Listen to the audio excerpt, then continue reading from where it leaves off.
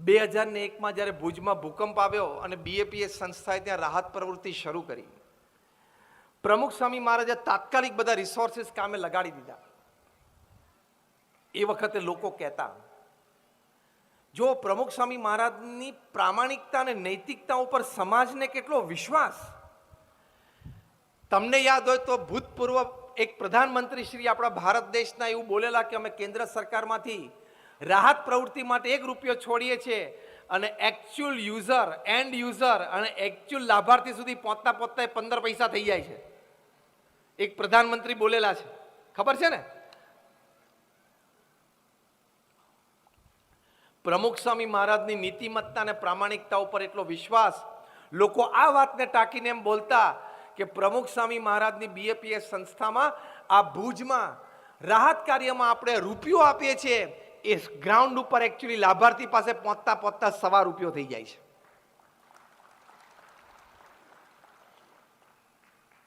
આપણી નીતિમત્તા અને પ્રામાણિકતા ઉપર એટલો વિશ્વાસ હોવો જોઈએ લોકોને. એ જે કમાણી છે ને, એ આ લાઈફ ઇઝ બ્યુટીફુલ. પૈસો હોવો એક વાત છે, અને લોકોને આપણા પ્રત્યે આદર અને પ્રેમ કરતા પણ મોટી વાત વિશ્વાસ હોવો, એ જીવનની સૌથી મોટી કમાણી છે. એ કમાણી આપણે કરીએ ને તો લાઈફ ઇઝ બ્યુટીફુલ. પૈસા કમાતા તો 750 કરોડની પ્રજાને બધાને આવડે છે, હા કે ના? તો જ બધા ખાઈને સૂતા હશે ને રાત્રે. કપડા પહેરતા સારા બધાને આવડે છે. બ્રાન્ડેડ ક્લોથ્સ પણ બધા પહેરે છે. બ્રાન્ડેડ ક્લોથ્સ પહેરવાથી આપણે બ્રાન્ડેડ નથી થતા, એ ખબર છે ને? માનનીય પ્રધાનમંત્રી શ્રી નરેન્દ્રભાઈ મોદીએ જે સૂટ પહેર્યો એનું ઓક્શન થયું એટલે 4,31,00,000 વેચાણો. મહેન્દ્રસિંહ ધોનીએ જે સૂટ પહેર્યો તેનું ઓક્શન થયું એટલે 1,31,00,000 વેચાણો. અને આપણે બ્રાન્ડેડ કપડાં પહેર્યા હોય અને વેર એન્ડ ટેરમાં ગયા હોય અને પછી એમાંથી 2 શર્ટ, 2 ટી-શર્ટ, 2 પેન્ટ ત્રણેય વેચવા કાઢી એટલે બપોરે પેલા ફરતા એમાંથી એક તગારું આપે ને એક ડબલું આપે.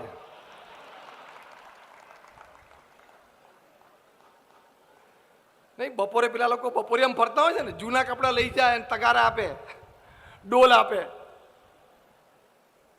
આપણા કપડા બ્રાન્ડેડ હોય, વર્લ્ડ બેસ્ટ બ્રાન્ડેડ કપડા હોય, પણ એના ડોલ ને તગારા આવે.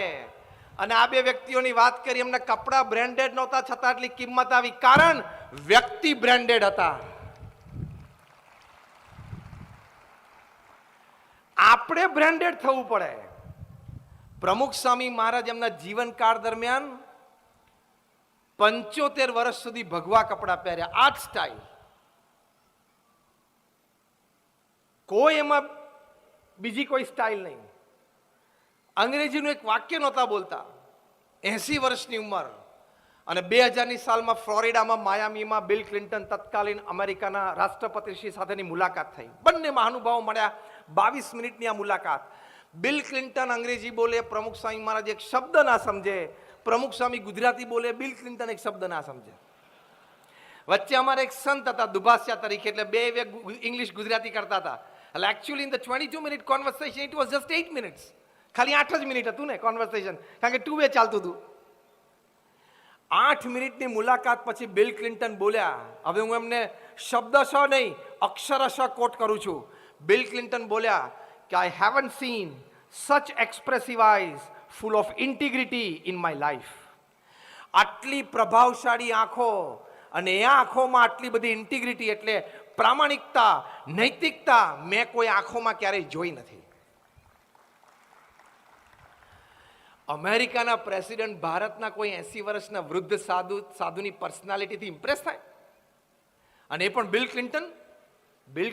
6 ફૂટ 3 ઇંચની height, smart, handsome and charismatic. અને અમેરિકાના ટોપ 5 પ્રેસિડેન્ટ્સ તમે લો ને, George Washington, Abraham Lincoln, John F Kennedy, Ronald Reagan, એ કક્ષાની એ વ્યક્તિ. અને દુનિયાભરના 50 મોટા ઇન્સ્ટિટ્યૂટ્સ અમેરિકાના ફંડિંગ ઉપર ચાલે. તમે વર્લ્ડ બેંક લો, તમે ઇન્ટરનેશનલ મોનિટરી ફંડ લો, એ નોમિનેટ કરે ને આ વ્યક્તિને બનાવો. જો નોમિનેટ કરી દીધા ને, વર્લ્ડ બેંકના પ્રેસિડેન્ટ બની ગયા જો બાઇડનના નોમિનેશનના. એની તાકાત છે. દુનિયાભરની ટોપ 50 સંસ્થાઓ અને 100 સંસ્થાઓ અમેરિકાના ફંડિંગ ઉપર ચાલે છે. અમેરિકન ડોલર આપવાનું બંધ કરી દે એટલે બધાય ઘર જ બેસવાનું. કેટલો એનો R&D પાવર, કેટલો એનો મિલિટરી પાવર, કેટલો એનો ફાર્મા પાવર, અનબિલિવેબલ. અને ગમે ત્યારે ડોલરને ઉછાળો હોય ને, આમ રમતા રમતા ઉછાળે. અને આપણે અહીંયા 72 થી 75, 78, 80, 82, 84 અડી જાય ડોલર. એ ત્યાંથી ખાલી સવારે આમ ઉછાળે ને બ્રશ કરતા કરતા અહીંયા ઉપાધિ લાવી દે. અરે દુનિયાભરમાં ઉપાધિ લાવી દે. એટલી તાકાત આ દેશની. એના પ્રમુખ એટલે દુનિયાના રાજા કહેવાય. એ કોઈ દિવસ કોઈનાથી પ્રભાવિત ના થાય. અહીંયા પ્રભાવિત થયા અને કદાચ ઇમ્પ્રેસ થાય તો એક્સપ્રેસ ના થાય. અમેરિકન ઇગોઇસ્ટિક એ આડો આવી જાય છતાંય એક્સપ્રેસ થઈ ગયા કે આવી આંખો મેં જોઈ નથી. અને વિદાય વખતે પ્રમુખ સ્વામી મહારાજે તો સાજી કેમનો હાથ પકડીને કહ્યું કે સાહેબ અમારું ગાંધીનગરમાં અક્ષરધામ જોવા માટે આવજો. એટલે અમારા દુભાષા સંતે કીધું કે yeah he is inviting you to visit Swaminarayan Akshardham at Gandhinagar. Bill Clinton તરત બોલ્યા કે when he is inviting I will come. અને આવ્યા.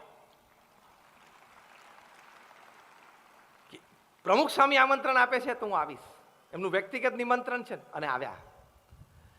હવે એક વાક્ય અંગ્રેજીનું નહીં, કોઈ એવા ઝાકઝમાટવાળા કપડાં નહીં, 80 વર્ષના વૃદ્ધ વ્યક્તિ, એનાથી અમેરિકન પ્રેસિડેન્ટ આટલા પ્રભાવિત થઈ જાય.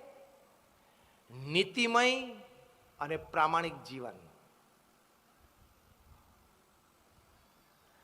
અહીંયા કોઈ જગ્યાએ અત્યારે કીડીઓ દેખાતી નથી. તમે સાકરનો એક કટકો મૂકો એટલે 5, 15, 25 કીડીઓ ભેગી થઈ જાય ને અડધો કલાકમાં. નાઉ લિસન ટુ માય ક્વેશ્ચન્સ. કીડીઓ જે સાકરના કટકા પાસે આવે છે એ સાકરના કટકાનો રંગ જોઈને આવે છે? હા કે ના? બીજું, કીડીઓ જે સાકરના કટકા પાસે આવે છે સાકરના કટકાનો આકાર જોઈને આવે છે? નો. કીડીઓ જે સાકરના કટકા પાસે આવે છે સાકરની સુગંધને લીધે આવે છે? નો. એક જ કારણથી આવે છે. કીડીઓ સાકરના કટકા પાસે એક જ કારણથી આવે છે. કારણ બોલો, બોલો. મીઠાશ. આ તમારો અડધો જવાબ છે. જવાબ સાચો છે પણ અડધો છે. કીડીઓ સાકરના કટકા પાસે આવે છે મીઠાશના કારણે આવે છે, એ અડધો જવાબ. બાકીનો અડધો જવાબ એ છે કે મીઠાશ તો છે પણ મીઠાશ સિવાય કાંઈ નથી. That is more important. ઘણી વ્યક્તિઓમાં મીઠાશ હોય, નૈતિકતા પ્રામાણિકતાની હોય, પણ એ મીઠાશ સિવાય પાછું બીજું પણ ઘણું બધું હોય. મીઠાશ છે એટલે કે ગળપણ છે અને ગળપણ સિવાય કાંઈ નથી. એ અગત્યનું છે. એમ પ્રમુખ સ્વામી મહારાજના હૃદયમાં ગળપણ, નૈતિકતા અને પ્રામાણિકતા એના સિવાય કાંઈ નથી.